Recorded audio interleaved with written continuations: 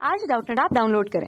Doubtnut पर अपने सभी गणित, रसायन विज्ञान, भौतिक विज्ञान और जीव विज्ञान के डाउट्स का करो सफाया। बस प्रश्न की फोटो खींचो, एक ही प्रश्न को क्रॉप करो और तुरंत वीडियो सोल्यूशन पाओ। अभी डाउनलोड करें। हेलो दोस्तों, हमारा प्रश्न है कि एक पाइप में बहते धारारेखी प्रवाह वाले द्रव का अधिकतम वेग कहाँ होता है।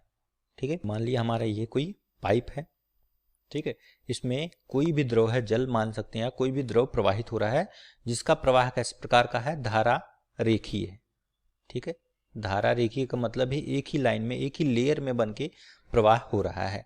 ठीक है, नल के लिए आप जानते हैं धारा रेखीय प्रवाह के लिए आर ई यानी रेनॉल्ड्स संख्या का मान 2000 होता है। इसका कोई इस्तेमाल नहीं है, बस आपको याद होगा ये।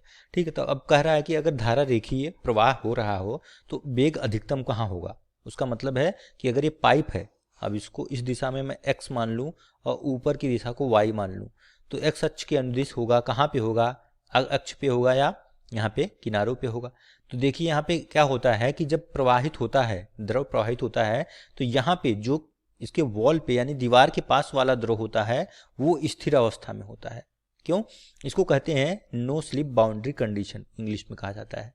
इसका मतलब क्या है कि हमारा जो वॉल है वो तो रुका हुआ है, वो बह नहीं रहा है, तो जो भी द्रव के यानी दीवार के संपर्क में द्रव आता है वो रुक जाता है, क्योंकि इनके बीच में जो होता है कोई भी सापेक्ष वेग नहीं होता। इनके बीच में कोई भी सापेक्ष वेग नहीं होता, यानी कि रिलेटिव वेलोसिटी जो है शून्य होती है। ठीक है, तो ये जब जो हमारा जो है दीवार जो है रुका हुआ अवस्था में आता है, तो जो भी संपर्क में आता है ऊपर या नीचे दोनों में, इसका वेग क्या हो जाता है, शून्य हो जाता है। इसके बाद धीरे धीरे वेग बढ़ता है और अक्ष पे सबसे अधिक वेग होता है इसका।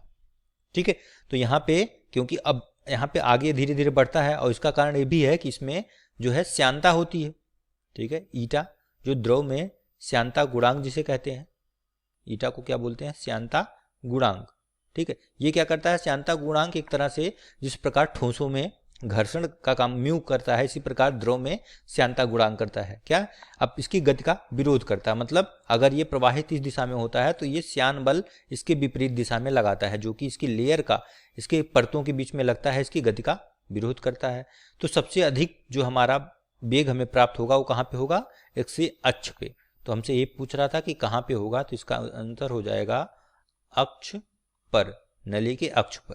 और इसका अगर प्रोफाइल देखेंगे, आप आगे पढ़ेंगे, तो इसका जो वेलोसिटी प्रोफाइल होता है कि वेग का कुछ इस प्रकार बनता है। यहाँ पे वेग शून्य होता है यहाँ पे, और अधिकतम वेग यहाँ पे मिलता है। तो इस प्रकार से कुछ पैराबोलिक यानी परवलयाकार होता है। यहाँ पे देखिए सबसे अधिक वेलोसिटी है, इसके बाद यहाँ पे सबसे कम, फिर बढ़ती है, फिर बढ़ती है, यहाँ पे सबसे अधिक, और यहाँ पे भी इस प्रकार से होती है। तो सबसे अधिक जो हमारा वेग होता है वो कहाँ पे होता है, अक्ष पे। आपका उत्तर हो जाएगा। ठीक है, कक्षा 6 से 12वीं से लेकर नीट, IIT, JEE वो एडवांस के लेवल तक 1 करोड़ से ज्यादा छात्रों का भरोसा।